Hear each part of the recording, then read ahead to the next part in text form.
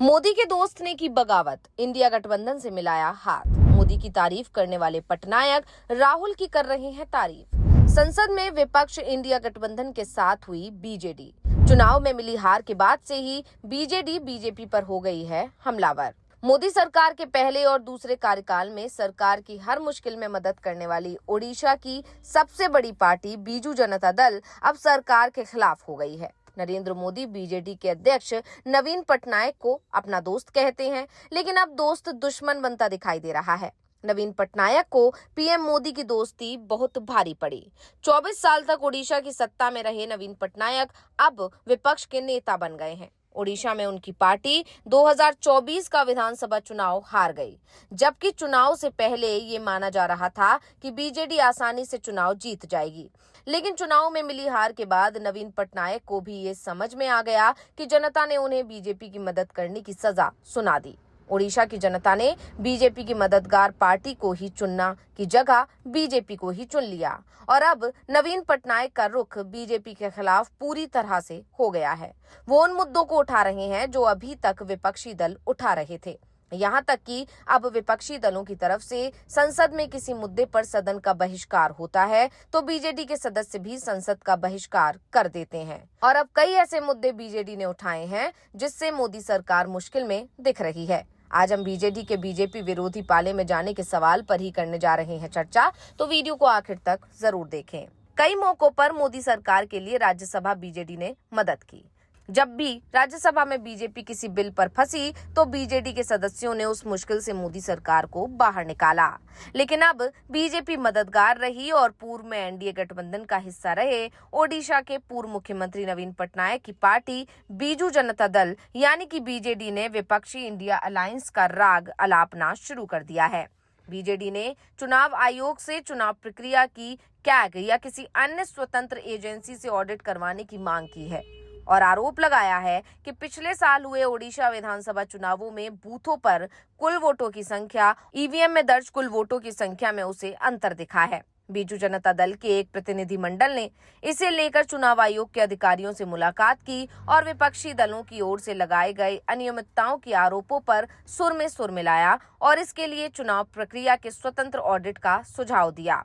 पिछले साल हुए लोकसभा और विधानसभा चुनावों में ओडिशा में डाले गए वोटों के बीच पाई गई कथित विसंगतियों के बारे में शिकायत करने वाली बीजू जनता दल ने इस मुद्दे पर चुनाव आयोग को अपना दूसरा ज्ञापन सौंपा है। बीजेड नेताओं ने कहा कि निर्वाचन आयोग को स्वतंत्र लेखा परीक्षकों या फिर भारत के नियंत्रक एवं महालेखा परीक्षक के जरिए पूरी चुनाव प्रक्रिया का समय समय पर ऑडिट कराना चाहिए और इसकी रिपोर्ट सार्वजनिक करनी चाहिए, जैसा कि कई देशों में किया जा रहा है जहां लोकतांत्रिक रूप से चुनाव होते हैं। पार्टी नेताओं ने आयोग से डिमांड की कि वो चुनाव प्रक्रिया की सह निगरानी के लिए नागरिक समूहों को शामिल करने के वास्ते एक तंत्र विकसित करे।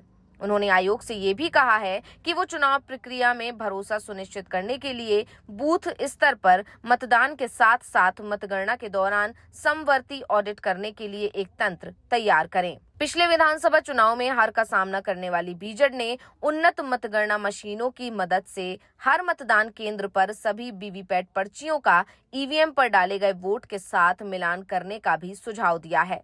ओडिशा के सभी बूथ से फॉर्म 17C की प्रतियां नहीं मिलने की शिकायत करते हुए बीजेडी ने सुझाव दिया कि जिला निर्वाचन अधिकारियों को निर्धारित शुल्क का भुगतान करने पर किसी भी नागरिक को फॉर्म 17C भाग 1 और 2 के साथ सभी वीवीपैट पर्चियों की प्रतियां उपलब्ध कराने के लिए 30 दिन की समय सीमा निर्धारित की जानी चाहिए। पार्टी प्रतिनिधिमंडल की ओर से सौंपे गए ताजा ज्ञापन में दिसंबर 2024 में निर्वाचन आयोग को दिए गए ज्ञापन का जवाब देने का आग्रह किया गया है। इसमें कहा गया है कि बीजेडी को इस मुद्दे पर आयोग से कोई जवाब नहीं मिला है। हालांकि बीजेडी नेता अमर पटनायक ने बाद में मीडिया से बात करते हुए कहा कि उन्हें सोमवार रात निर्वाचन आयोग से जवाब मिला और पार्टी इसका विस्तृत अध्ययन नहीं कर पाई है। उन्होंने कहा, सरसरी निगाह से देखने पर ऐसा लगता है कि ये हमारी ओर से उठाई गई गंभीर चिंता का यांत्रिक जवाब है। इस बीच कांग्रेस और तृणमूल कांग्रेस के संसद में एक ही मतदाता पहचान पत्र संख्या में 2-2, 3-3 वोट होने के मुद्दे का भी समर्थन किया। पटनायक ने कहा कि बीजेडी विपक्षी दलों की चिंताओं से सहमत है और उनकी तरफ से दिए गए सुझाव इस संबंध में भी मददगार हो सकते हैं। बीजेडी ने दावा किया है कि पिछले साल संपन्न विधानसभा और लोकसभा चुनावों के दौरान पीठासीन अधिकारियों द्वारा भरे गए फॉर्म 17C और निर्वाचन अधिकारियों द्वारा भरे गए फॉर्म 20 के बीच गंभीर अंतर पाए गए हैं। पार्टी ने कहा है कि सभी 21 संसदीय क्षेत्रों और संबंधित विधानसभा क्षेत्रों में डाले गए मतों की संख्या में अंतर दिखाई दे रहे हैं, जबकि राज्य विधानसभा और लोकसभा चुनावों के लिए मतदान एक साथ हुआ था। उन्होंने कहा है कि ढेंकनाल में मतों की संख्या में 4056, जबकि कंधमाल में 3521 और बलांगीर में 2701 का अंतर दर्ज किया गया है। सवाल ये उठ रहे हैं कि जब लोकसभा और विधानसभा चुनाव साथ साथ हुआ है तो दोनों ही चुनाव में वोटिंग का प्रतिशत अलग अलग क्यों है। बता दें कि बीजेडी से पहले कांग्रेस, शिवसेना यूबीटी, एनसीपी शरद पवार और आप समेत इंडिया अलायंस के कई सहयोगी दलों ने भी इसी तरह का मुद्दा उठाया है और चुनाव आयोग से शिकायतें की हैं कि कई बूथों पर दर्ज मतदाताओं से ज्यादा वोट ईवीएम में दर्ज हुए हैं। महाराष्ट्र विधानसभा चुनाव में हार के बाद महाविकास अघाड़ी एमबीए में शामिल कांग्रेस, शिवसेना यूबीटी और एनसीपी शरद चंद्र पवार ने चुनावों में अनियमितताओं का आरोप लगाया है, जिसमें दावा किया गया है कि राज्य में कुल वयस्क आबादी से ज्यादा पंजीकृत मतदाता थे। तीनों पार्टियों ने दावा किया है कि मई में हुए लोकसभा चुनाव और नवंबर में हुए विधानसभा चुनाव के बीच 39 लाख नए मतदाता जुड़े हैं, जबकि कई मतदाताओं के नाम काट दिए गए। राहुल गांधी ने तो लोकसभा और विधानसभा चुनाव की वोटिंग लिस्ट की डिमांड चुनाव आयोग से की है, जिसमें मतदाता नाम, फोटो और पता दर्ज हो, लेकिन चुनाव आयोग विपक्ष की ये डिमांड मानने को तैयार नहीं है। आपको बता दें कि बीजेडी पहले एनडीए गठबंधन का हिस्सा थी। 1998 से पहले 2009 तक बीजेडी एनडीए में रही। नवीन पटनायक अटल बिहारी वाजपेयी की सरकार में कैबिनेट मंत्री भी बने। इसके बाद जब 2000 में विधानसभा चुनाव हुए तो एनडीए की सरकार बनने पर नवीन पटनायक ओडिशा के सीएम बने।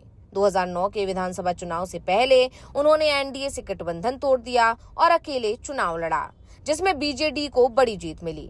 लेकिन 2014 के लोकसभा चुनाव के बाद बीजेडी एनडीए के करीब दिखाई दी। भले ही बीजेडी एनडीए में शामिल नहीं हुई, लेकिन संसद में वो बीजेपी की मददगार बनी रही। बदले में ईडी और सीबीआई ओडिशा में सक्रिय नहीं हुई। लेकिन 2024 के विधानसभा चुनाव में बीजेपी ने ओडिशा की सत्ता हासिल कर ली। इसके बाद नवीन पटनायक का रुख अब बीजेपी विरोधी होता दिखाई दे रहा है। दरअसल इंडिया गठबंधन की तरफ से लोकसभा चुनाव से पहले कोशिश हुई थी कि बीजेडी को इंडिया में शामिल किया जाए, लेकिन तब नवीन पटनायक ने ऐसा करने से इनकार कर दिया था और साफ कह दिया था कि उनके लिए ओडिशा का विकास सबसे महत्वपूर्ण है। केंद्र में जिस दल की भी सरकार बनती है, उनकी पार्टी उससे मित्रता का रिश्ता बनाए रखेगी, लेकिन ओडिशा की सत्ता ही पटनायक के हाथ से जब फिसल गई तो उनके तेवर अब बदल गए हैं। तो रिपोर्ट आपको कैसी लगी, हमें कमेंट करके अपनी राय जरूर दीजिएगा। इसी के साथ वीडियो को लाइक करें, वीडियो को शेयर करें और चैनल को सब्सक्राइब करना ना भूलें।